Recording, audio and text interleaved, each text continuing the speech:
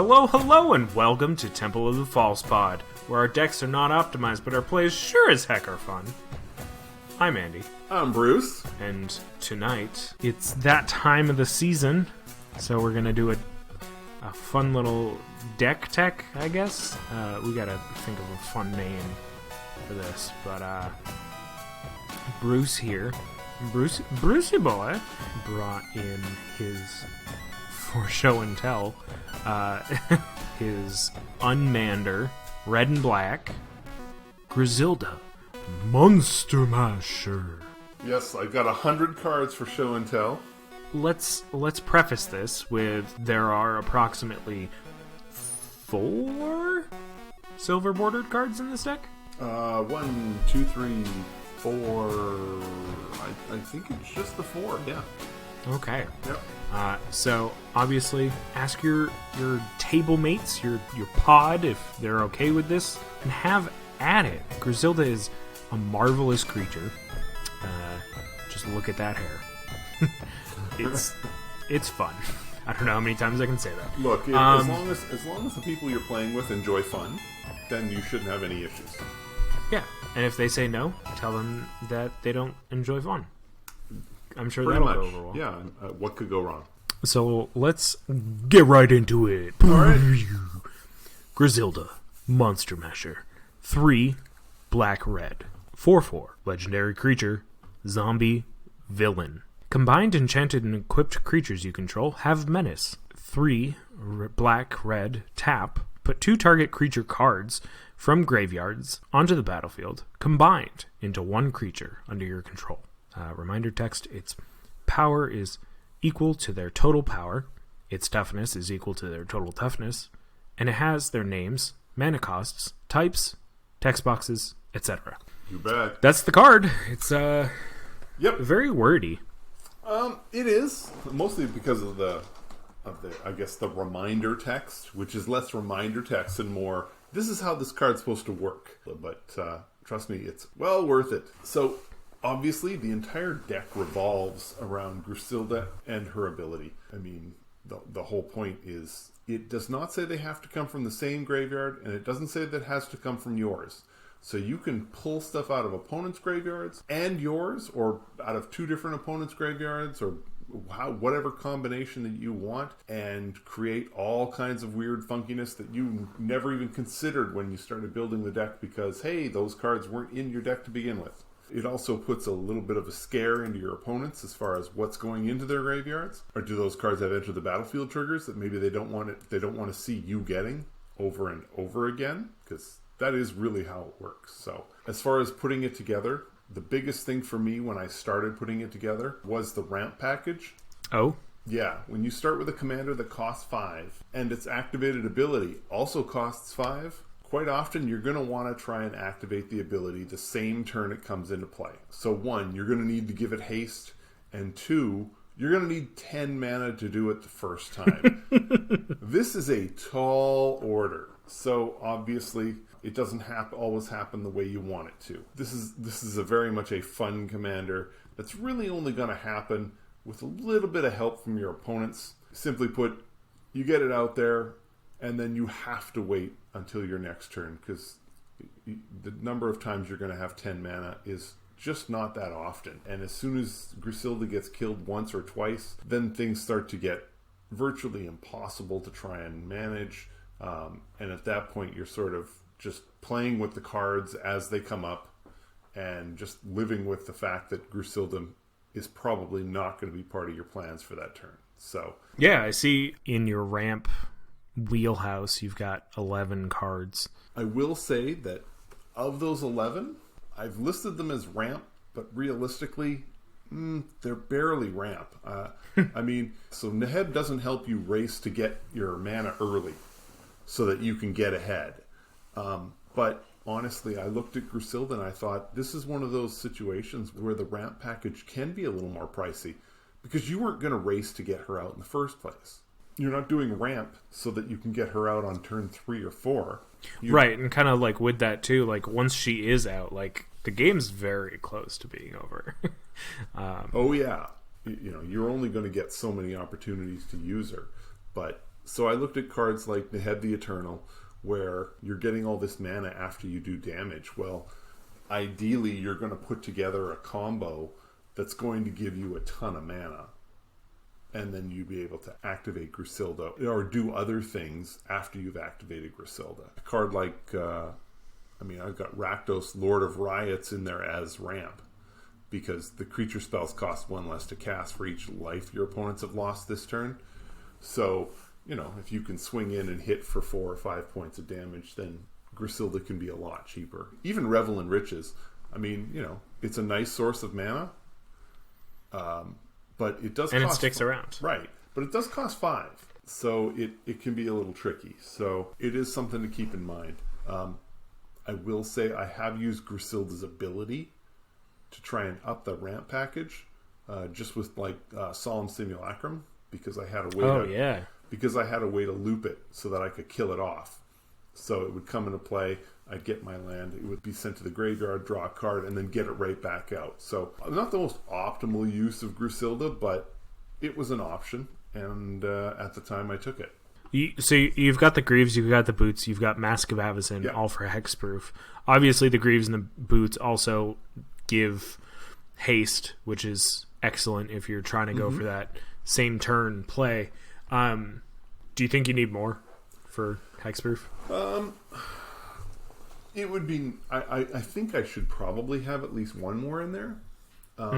It's interesting because quite often what I'll end up doing, especially with something like Greaves, is I'll play Grusilda or use Grusilda's ability, get this massive creature out, move the Greaves onto the creature if it needs haste, attack with it, and then move the Greaves back onto Grusilda. The other part is what's often forgotten in Grusilda's text is its combined, enchanted, and equipped creatures you control have menace. So the ability to move the Greaves for 0, the Boots for 1, Mask of Avacyn's a little more tricky, but for a very small cost, you can make even the early creatures that aren't combined something with menace that is just that much harder to stop. So you can kind of mess with things early on before you're ready to start, combining creatures out of graveyards and putting them into play. So Grusilda is your second UNmander, behind Buzzbark, for those who don't know. Yeah. Is there a reason you went with Grusilda specifically? I like chaos in my games. I like variability in the games. And out of all of the silver bordered cards that I thought were quote unquote fair, Grusilda I thought was one of the ones that could really bring a lot of variability. When I first put Grusilda together, my goal was I'm going to have a bunch of creatures who are going to enable Grusilda to get out there. So I had a lot of lower casting cost creatures and just things that would, put opponents' creatures into the graveyard or do other things like that, with the idea being that I was going to rely almost completely on my opponent's graveyards to put together these combined monsters that were going to then pound down on people. Kind of like how your Brutaclad deck kind of started. Right. Right. Then I, of course, realized the same thing that I realized with Brutaclad. My opponents tend to play creatures that work well in conjunction with each other. Now, sometimes you're lucky, and both of those creatures are in the graveyard, and suddenly now they're on one creature. So suddenly you've created this totally awesome thing that, is a combo with itself.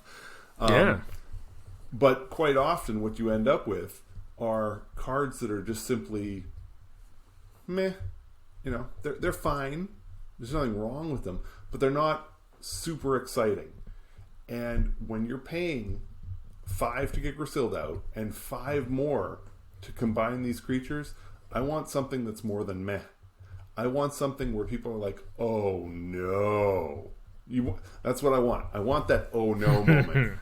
Or where I tap Grusilda and said, okay, I'm going to combine 2 creatures, and they start thinking about the creatures in their deck, and they're just, oh god. And I wasn't getting enough of those moments. So I made some adjustments to the deck and made sure that I had a few bigger creatures that I could go search for. So at least half of the creature would be big and powerful. So if they're offering a utility card like a Mull Drifter, I can go get the Mull Drifter and pair it with, how about Mana Charge Dragon? So that way I'm getting a massive flying trampler, and I also get to draw 2 cards. So, so that you're getting the benefit. Knowing that it has kind of stepped back from using other people's graveyards, it obviously has that flexibility just in the commander itself, but with it kind of coming back to your side of the battlefield, your draw package is a very nice, flavorful mixture of putting cards into your hand, but also obviously putting cards into the graveyard, where you have access to them through a multitude of cards. Yeah, almost every card that helps me draw cards is a creature, with the idea being that somehow they're going to then be able to that I'll be able to use that creature to get to increase the draw. So Magus of the Wheel, for example. Oh yes. So you pair it with something else, and if you pair it with something with haste, then you pay 5, and then you've got a creature that says pay 2 and tap, sack the wheel. Each player discards their hand, then draws 7 cards. Well, this means everybody's discarding their hand, even if the hands are only 4 or 3. Mm-hmm. They don't get to protect the creatures that go there. So now they're filling up the graveyard full of all the creatures that maybe they don't want me to have access to. And then everybody draws 7, which means I draw 7. So I'm getting whatever's in your hand as well. Right. So you set it up to have something spicy in your hand, dump out the Magus, and then voila, it's in your graveyard. Right. It's funny because knowing that the idea is to dump a lot of things into your graveyard to have access to it via your commander. I've played a few games with you where you've gotten Combustible Gear Hulk attached to something come out of the graveyard. Mm-hmm. And for those who don't know, Combustible Gear Hulk is a 6/6 for 6 that says when it enters the battlefield, target opponent may have you draw 3 cards. If the opponent doesn't, put the top 3 cards of your library into your graveyard. Then Combustible Gear Hulk deals damage to that player equal to the total converted mana cost of those cards. Which, in normal circumstances, you don't want your opponent to get 3 cards in hand, so you usually opt for the second part. But using Grusilda, it very much makes a very clear argument to let them draw 3 cards.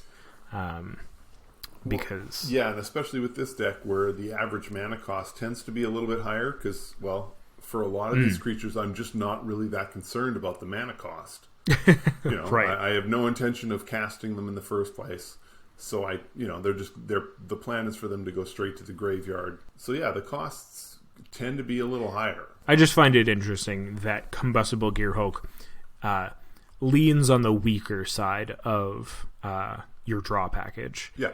Ironically. Yeah. But it's fun because it'll draw me. Usually, it draws me 3 cards. Right. And then it gets there's really no downside. Right. And then it's then suddenly it's a first strike, oftentimes with haste.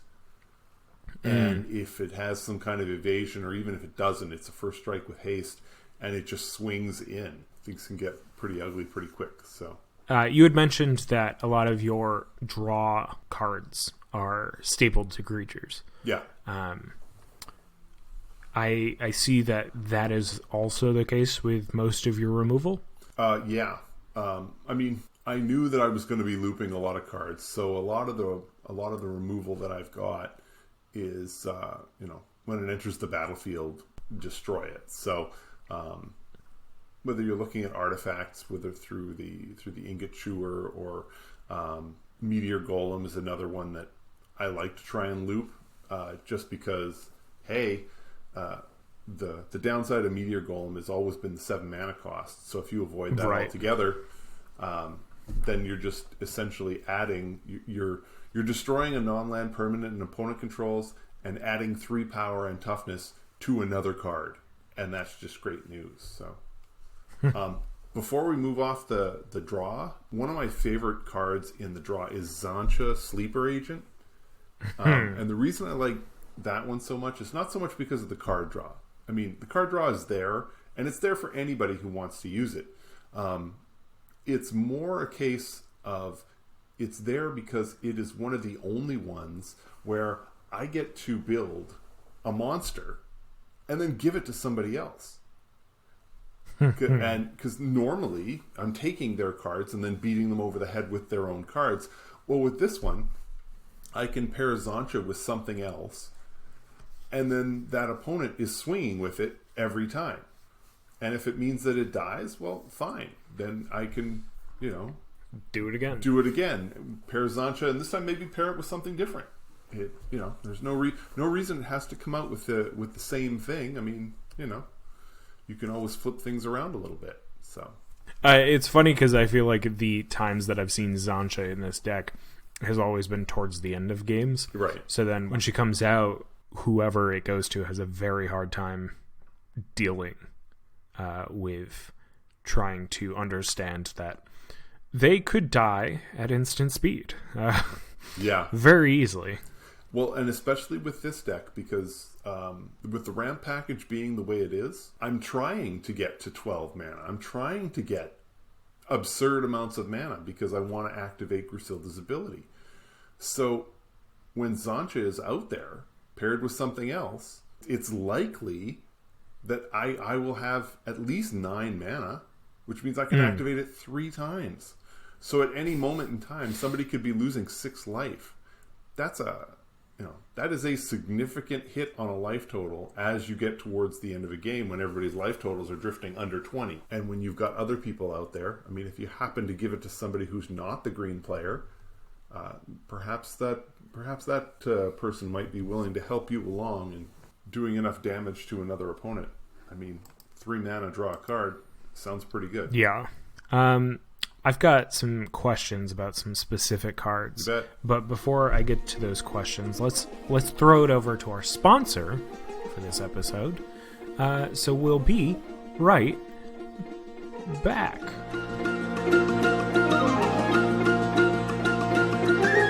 This episode of Temple of the False Pod is brought to you by Stalking Tiger. When your dragons are hidden, go with Stalking Tiger. All I can think of is socks. And now, back to you.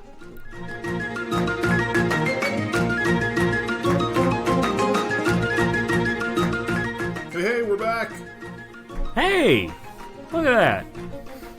Just like we promised. Alright, Bruce, let's get into the nitty-gritty. Alright. Deep dive. Deep dive time. The creatures in this deck. I mean, we've talked about a couple that, give you draw. We've got Anya Falconroth. We've got Azra Oddsmaker, Combustible Gearhulk, etc. We've got mass removal and targeted destruction. Ingot Chewer, Rakdos, Massacre Worm. Viashino Heretic, I assume, is, specifically in this deck because it's a creature-based removal. It was part of it. It was funny. I've run a couple other decks that ran Gorilla Shaman, and it was suggested to me that the Heretic might be a better option for some of those decks. And ever since then, I've been like, I really like the Heretic. I like what he does. Given that a lot of the combined creatures that I put together have haste, because a big chunk of the creatures that I go and find have haste, because I want to make sure that these things can swing first turn. But if it has haste, then I can use the Heretic's ability immediately to take out an opponent's artifact, usually with some level of surprise. So it's a nice option to have. It's also relatively cheap. It's a pretty cool piece of tech. And, let's cut to the chase. Let's get to the part that everyone is so excited to hear about. The biggins, the creatures that are here specifically for Grusilda. Yeah. I'm going to start with one of my favorites. And it's one of the uncards. So obviously I put those in there because they were just way too cool not to include. So the card I'm going to mention is Stalking Tiger. Stalking Tiger is a card that I was given. I was lucky enough that I was on Wizards list of folks who were getting those the holiday cards at the time. So I got a copy of Stalking Tiger and played it in a few decks and really liked it just because, who doesn't like the opportunity to tear open a booster and add all those cards to your hand? And that's what Stalking Tiger does. So quite often I will play it, when you're putting it combined with something else and I'm giving it, protection or hexproof. Makes it just that little bit harder to get rid of. It usually has haste, so quite often it's dealing the combat damage. So the odds of actually getting to open up the booster and get all the cards is just a wonderful thing. I've had one game in particular when I got to open, I think it was two different boosters, because I got to open it, it died, and then I got to play it again with a new booster underneath. And it turns out, when the booster you pick is a booster of Commander Legends, it's not just 15 cards; it's 20 cards you get to hold. And marvelous! It solved a lot of issues for me. It gave me some mana that I didn't have before. It gave me, it added a bunch of creature cards that ended up in the graveyard where I wanted them in the first place. Provided me with a whole bunch of options. So I really enjoyed that. So it continues to stay in the deck, and if it's in the graveyard, I will choose that as one of my options virtually every single time. Because hey, yeah, right, yeah, that's pretty sweet. Swinging the other way, why? I'm just plainly surprised to see this card in here. Sure. Blazing Spectre. It's a 2/2 flying haste. When it deals combat damage to a player discards a card. Yeah, Blazing Spectre isn't exactly one of the powerhouses in the deck. Part of the issue that I had in one of the early builds was I didn't include a lot of creatures with haste. My attitude at the time was that I'm always going to use Grusilda's ability at the end of an opponent's turn. So the creature that I would create would have pseudo haste in the first place because it would be created and then my turn would start and it could attack. So why would I need haste? So I was focusing on creatures that didn't necessarily have haste. Let's find stuff with double strike or first strike. Let's find stuff with flying or some kind of evasion or just massive dudes to swing in. However, I soon discovered that quite often I was using the mana for something else, or if I did it on an opponent's end step, I wanted to do it again on my turn because I wanted to have two monsters swinging in. The other benefit of the Spectre is that it's also flying. So yeah, you're giving your creature haste, but you're also giving it flying. So there are a number of other cards that are just within my deck that are made so much better when you can swing right away and it has flying. So it has some kind of evasion.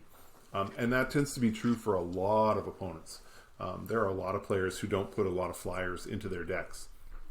So if I can find a random Avenger of Zendikar that's sitting in a graveyard is now suddenly Avenger of Zendikar with flying and haste. So it's not just giving you a ton of plant tokens, it's giving you a ton of plant tokens, and it's also swinging in for, is that 9?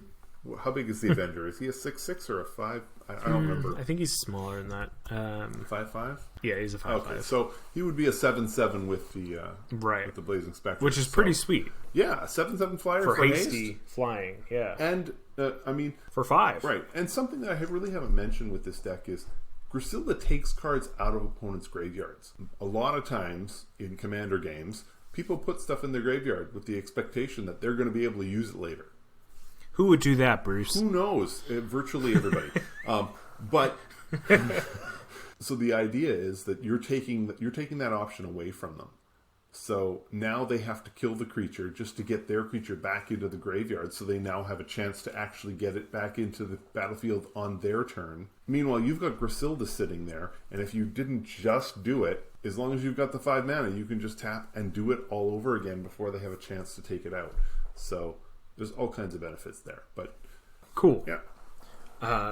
Kind of going along those evasion tactics, I assume that is also Tormented Soul. Yeah, Tormented Soul. Tormented Soul is definitely another one of the enablers. Dothy Horror. Yes. Both the Dothy Horror and Tormented Soul are essentially the same thing. The Tormented Soul just says it can't block and can't be blocked. Well, with Dothy Horror, your creature gets shadow, so it essentially can't block or be blocked. Right. I mean, okay, fine, it can't block, but odds are you were going to tap it and swing anyway, so who cares if it can't block? And it definitely can't be blocked, so you should be swinging in. Well, these creatures offer 1 power and 2 power respectively, so having them be unblockable is hardly a big deal. But when you can, say, make Master of Cruelties unblockable, then suddenly that sounds a whole lot worse. Oh yes. So yeah, instead of 1 damage, we're leaving you with just 1 life, so there's that. Yeah. Let's go back to the big boys. Yeah. Something I've never seen come into play when playing against this deck that seems like it would be real good is Cairn Wanderer. Have you gotten a chance to play with this card yet? I mean, in this deck? It really hasn't come out. I've had a couple opportunities where it could have. The difficulty was I just kept looking at it and thinking, there were better options, which isn't really fair considering the one time when you want Cairn Wanderer out is when you do have a pile of cards in the graveyard. Right. And a lot of the abilities that are listed there are stuff that are in the deck. Not so much Fear, but First Strike, Double Strike, Death Touch Haste, Lifelink is there, Trample is definitely there. So, and this goes over the whole table too, which is nice. It seems like a cool card, but yeah. Now that you're mentioning that, it benefits from having a bunch of things in the graveyard, you could just play those things, I guess. Well, I mean, Cairn Wanderer is. My thought when I put it in was, I could get a ton of these things because that's when I would play it. For whatever reason, it hasn't worked out that way. So I'm not ready to pull it yet because I do think that quite honestly, I think Cairn Wanderer is a great card. Even if you've only got 2 or 3 creatures in your graveyard, if one of them has haste and one of them has flying, then you're already well on the way because you really don't care about the cost. So a 4/4 creature. I should mention Rakdos, the Showstopper, is also part of this deck. So Cairn Wanderer is a demon, so it would avoid that bit of nastiness as well. So yeah. Let's see here. I guess we can group these two together. Abhorrent Overlord and Grey Merchant of Asphodel. They are both creatures that rely heavily on black devotion, which, I mean, you can see throughout this whole deck, there are a lot of cards with 2 black pips, a couple with 3. Gary, Grey Merchant of Asphodel, the bane of everyone's existence except for who's playing it. I've seen win because it's a little. I mean, it's not a little easy to loop. It is loopable in this deck, and yeah, it is. It's excellent. It is easily loopable in the deck. If you set it up right, if you can cast it, sack it, and then cast it using Grusilda's ability, you're already getting it twice. Grey Merchant of Asphodel is one of those cards, and I felt the same way about it when I was using it in Grenzo. It's a win con. When it comes, when you've got your chance to do it, even if you don't have the mana to bring it back out again right away, everybody knows it's there. They know that this is coming. They've got to do something about it, whether it's mass removal to limit the devotion, whether it's getting it out of the graveyard, whatever. It's got to happen. And it's got to happen to the point where I feel like it draws almost too much attention it could very well be one of the cards that I pull just because I don't want to feel like when it's in the graveyard, I have to go get it. And, well, quite honestly, with Grey Merchant, you have to go get it. Even if your devotion's only, well, I mean, if you've got Grusilda out and Gary, well, that's 3 right there. You're probably pairing it with another creature that's got at least 1 black pip in it, so that's 4. Or 13. Well, or 13. The last game I played with you, where you played this deck, you really did the thing. You had Magical Christmas Land, Bruce. I kind of did. You played Grey Merchant of Asphodel out with a creature that you brought back from the graveyard. Mm-hmm. And it's called BFM. Yes. Big Furry Monster. Big Furry Monster. It costs 13 black mana. It's a 99.99. Yeah. Is that it? No, because it also has Menace. It's not really Menace though, because it requires, I think, 3 creatures to block. The other thing I didn't mention is that it is made up of 2 cards. Well, there's that. And so the idea is to get it in your graveyard and then use Grusilda's ability to bring both pieces out combined, which then it would also have Menace as well. Right. But now, when I decided to build Grusilda, I knew I wanted to put BFM in there.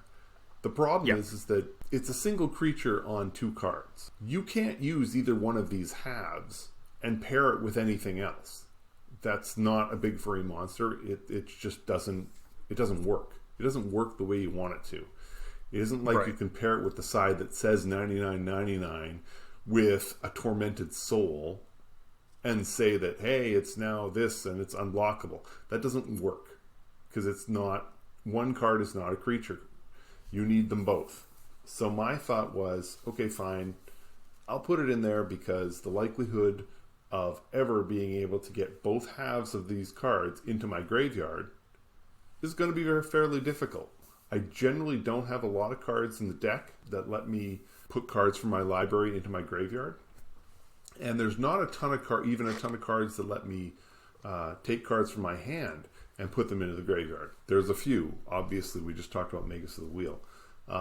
So there are ways to make this happen, but it's not as straightforward as it could be.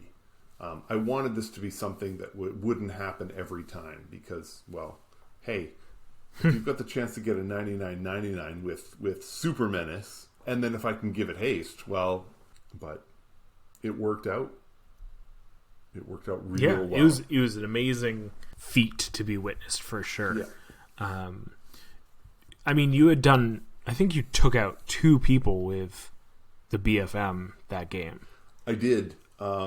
It was, BFM and Flayer of the Hatebound were out. Oh, yes. So I made BFM, and with Flayer of the Hatebound out, Flayer of the Hatebound says, whenever Flayer of the Hatebound or another creature enters the battlefield from your graveyard. So BFM was entering from the graveyard. That creature deals damage equal to its power to any target. So I did 99 damage to an opponent just by getting BFM into play. That was pretty sweet. And then I gave it haste and swung at somebody else who was unable to block it and took them out as well. It's so good. So amazing. And I believe, if I remember correctly, the game ended the following turn when I was able to just cast Grey Merchant. It wasn't even from the graveyard. Yeah. So Grey Merchant got cast, and it looks at all of the pips on BFM. And honestly, folks, go to Scryfall. Look up BFM. It's just a wall of black pips. There's so many there that you have to use your finger to sort of separate them to count them out. And it was the game was over. It was just over. We all knew it. It was done. It was amazing. So, but yeah, and it was one of those moments that I don't believe it's going to happen again because that was just too many things in the right place at the right time. So, but yes, it could happen again fairly easily with 1 card in this deck, which will bring us to our last part of this episode. Buried Alive. Yes. Buried Alive is 2 and a black. And there are a few cards that do similar things. It says search your library for up to 3 creature cards, put them into your graveyard, then shuffle your library. Obviously, you have this in hand. You can get BFM very easily into your graveyard. And maybe another creature. Yes, and I will tell you right now, the other creature is going to be Anger. I put Buried Alive in early on. I was just sort of thinking, this will be a great way to fill my library. The difficulty is that I have now reached a point where if both pieces of BFM are available, so if I have one in my hand, it doesn't do me any good. But if they're both in the library, then why would I do Buried Alive for anything else? Because it means I get to find this massive creature and a way to give it haste. It only costs 3. So if I get it later in the game, I can put it both halves into the graveyard, and then you often activate Grusilda on the same turn. So amazing. No one sees that coming because how can they? There's nothing there. And that entire combo requires me to successfully cast Buried Alive. That's it. That's all that's required. I need to cast Buried Alive, and I need, another 5 mana. So I only need 8 mana to do it. And then you got BFM out. Right. But, granted, BFM, you only need 3 creatures to block because he doesn't have trample. Right. So, I mean, there. I'm sure there will be games when getting BFM, it won't be worth it. If I'm facing somebody who has a token deck, BFM doesn't have trample. It's just going to kill 3 1/1s each turn. And that's assuming that I swing. But the real problem is the Buried Alive. The whole point of the deck is to create variability, to make things different. And all Buried Alive does is it gives me an extra opportunity to play BFM. Now, the deck is still new enough, and it's only happened once, so I'm not willing to yank it out just yet. But even after I did it the last game, I was really concerned that this isn't fun because it's not happening naturally. The way I expected the game to go was to see one half of BFM in the graveyard and have everybody going, where's the next half? When is that coming? What's going to happen? What are we going to do if it does? How is this all going to play out? Yeah. And how is he going to get it in there? Right. So I wanted that. I wanted that discussion and that excitement. And Buried Alive takes that away. So I expect that as this deck gets played more often, I'm probably going to get rid of Buried Alive because I love Big Furry Monster and I don't want to take that out. And I think it enables all kinds of weirdness, like with Flayer the Hatebound or with Grey Merchant of Asphodel. And if those things happen because I happen to get both halves of BFM into the graveyard, then that's great. But if it's happening because of Buried Alive, maybe that's too easy. Maybe that's not really in the spirit in which the deck is intended. Like I said, I haven't taken it out yet. I am going to wait. We'll see what happens the next time I draw it.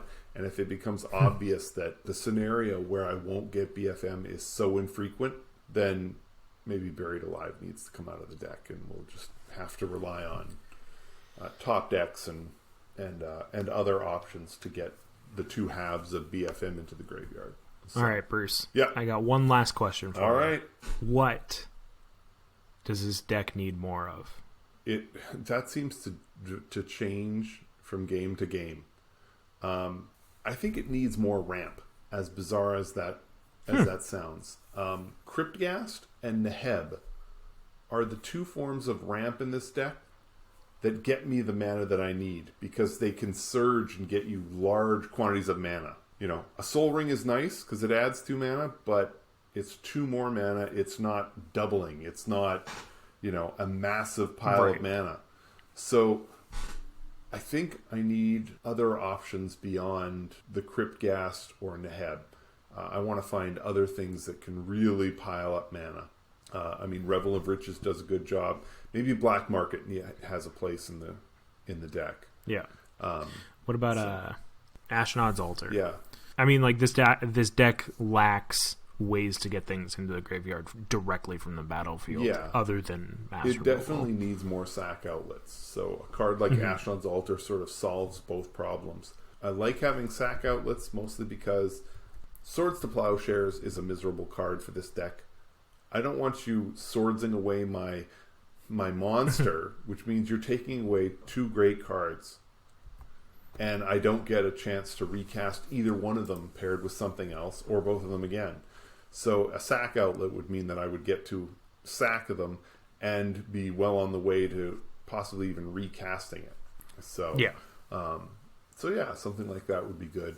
I think I need more ramp, and some sack outlets, but I'm not really sure where to go with the sack outlet yet. I think that's pretty much it for questions from me. What saith you about final wording of this deck? Sure. I'm going to say the same thing about this deck that I've said about some of the other decks that we've featured. Don't copy this deck card for card. You're just going to be disappointed. A number of the inclusions in this deck are here because I happen to own the card. So this is not a fully optimized version of this deck by a long shot. This deck is here to offer you some ideas, give you a few cards that you might want to add to the deck. A big part of the creatures that I've chosen are all undying creatures, with the idea that they come back easily without so they're a little more resistant to death. Basically, take the deck and make it your own. Make it work for you. Keep in mind the flavor of Grusilda and the idea that we're working with creatures, and put your focus somewhere else. Maybe you want to focus on the idea that we just want to get a lot more creatures into the graveyard, so you're going to do that. Maybe you've got a group of other creatures that you want to focus on, and you think those will be awesome. Go for it. Like I said, I've included a number of cards in here, like Jaya or Chainer, as ways to discard cards into the graveyard. There are certainly other options that you can use, and I recommend you take a shot with it. Yeah. I think the emphasis on making this deck your own really brings out this idea of this deck where there's probably like 20-ish like creatures in the body of this that can be easily slotted in and out of like kind of a module type deck where you can just kind of take this cassette of 20 creatures and replace it with 20 different creatures that are big and bad and scary and red and black, absolutely, with different keywords, where it's every time you play you can swap some in and swap some out, and it's easy to just, all right, I'm gonna discard it and try to get it back. Sure, and you can make this make it monster machines and make them mostly artifact creatures. Do decks like this, and this will be the case with this deck. 10 or 15 of these creatures are going to get pulled out at some point and replaced with something else. And they're not going to get pulled out because they're bad. They're going to get pulled out because I can swap them in for something else. Murderous Redcap is cool, but it's, there's nothing essential about this. I can find some, just put something else in that has an enter the battlefield ability that is all kinds of funky, or maybe some, has some other way to return it back to play.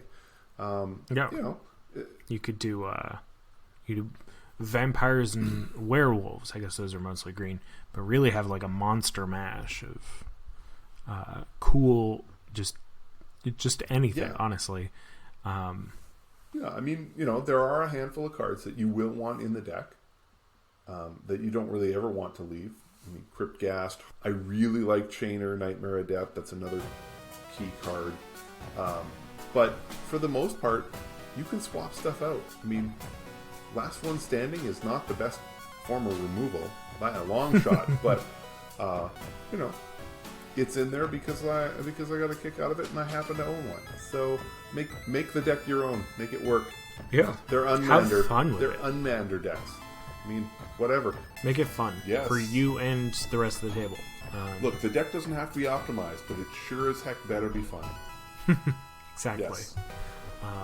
And with that, we're Temple of the False Pod I'm Andy. I'm Bruce. He already said my line. So, have a great night, and we hope your fifth land is the temple. Bye.